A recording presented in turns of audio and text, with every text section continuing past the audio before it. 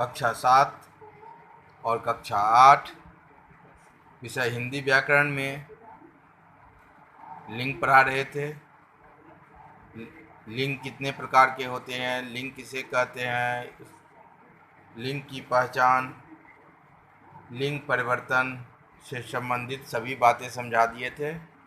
आज कुछ प्रश्न समझाना है। जैसे निम्नलिखित शब्दों का लिंग परिवर्तन करें। सुनार से सुनारिन, गायक से गायिका, वर से वधू, जेठ से जेठानी, प्रिय से प्रिया। ये जो है लिंग परिवर्तन ऐसे किया जाता है। ये सभी प्रश्नों का उत्तर लिखना है। रिवीजन के क्रम में सभी हम पुनः समझाएंगे। तो अब आज वचन पढ़ाना है। वचन किसे कहते हैं? तो संज्ञा या सर्वनाम के जिस रूप से उसके एक या अनेक होने का पता चले या एक या अनेक होने का बोध हो, उसे हम वचन कहते हैं। अर्थात जिस शब्द से एक या एक से अधिक होने का बोध हो, उसे हम वचन कहते हैं। वचन दो प्रकार के होते हैं, एक वचन और बहुवचन। जिस शब्द से किसी एक वस्तु, व्यक्ति या पदार्थ का बोध हो, उसे हम एक वचन कहते हैं। जैसे तोता, चाबी, बच्चा। और जिस शब्द से अनेक वस्तु, व्यक्तियों या पदार्थों का बोध हो, उसे हम बहुवचन कहते हैं। जैसे तोते, चाबियाँ, बच्चे आदि। इस प्रकार वचन किसे कहते हैं? वचन के दो प्रकारों का वर्णन किए। वचन की पहचान दो प्रकार से की जाती है। पहला संज्ञा या सर्वनाम के द्वारा और दूसरा क्रिया के द्वारा। संज्ञा या सर्वनाम के द्वारा, तितली उड़ रही है, तितलियाँ उड़ रही है। तितली संज्ञा है, एक वचन है, इसलिए उड़ रही है। तितलियाँ बहुवचन है, उड़ रही हैं।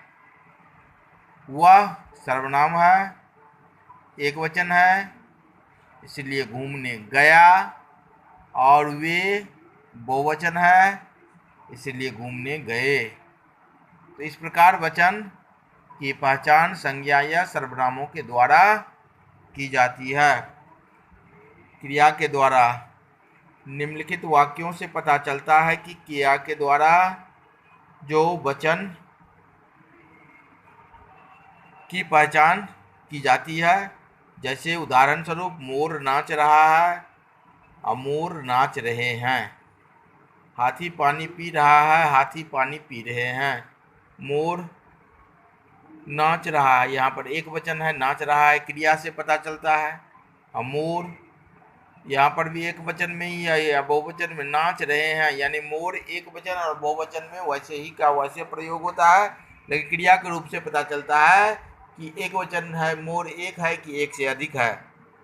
हाथी पानी पी रहा है, तो पी रहा है इसका मतलब एक हाथी है। हाथी पानी पी रहे हैं, इसका मतलब एक से अधिक हाथी है। तो इस प्रकार क्रिया के द्वारा भी वचन की पहचान की जाती है। एक वचन के स्थान पर बहुवचन का भी प्रयोग होता है। सम्मान या आदर प्रकट करने के लिए, सम्मान या आदर प्रकट करने के लिए एक व्यक्ति के लिए बहुवचन का भी प्रयोग किया जाता है। जैसे भगत सिंह महान क्रांतिकारी थे, नानी जी चाय पी रही हैं, दादाजी पलंग पर बैठे हैं। दादाजी एक वचन है, फिर भी बैठे हैं, आदर प्रकट किया जा रहा है। नानी श्रेष्ठ है, सम्मान प्रकट किया जा रहा है। भगत सिंह महान क्रांतिकारी थे, एक वचन है, लेकिन सम्मान प्रकट किया जा रहा है। तो इस प्रकार आज वचन से संबंधित कुछ बातें समझा दिए हैं और बाकी समझाना है, जो कल एक वचन से बहुवचन बनाने के लिए नियम और सदा एक वचन और बहुवचन के प्रयोग होने वाले ये कल बताएंगे।